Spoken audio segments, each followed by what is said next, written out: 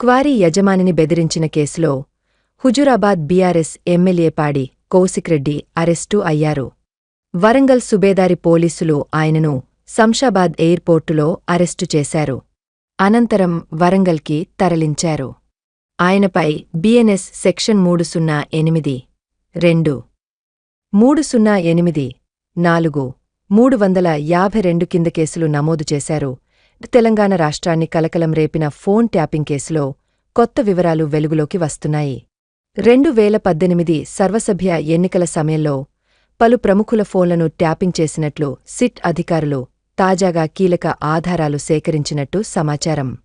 ఇప్పటికే ఈ కేసు దర్యాప్తులో 600 మందికి పైగా ప్రముఖుల ఫోన్లు ట్యాపింగ్కు గురైనట్లు అధికారికంగా గుర్తించిన విషయం తెలిసిందే. తాజాగా నిందితులను వరుసగా విచారిస్తున్న సిట్ అధికారులు బాధితుల నుంచి వాంగ్మూలాలు సేకరించడంలో నిమగ్నమయ్యారు.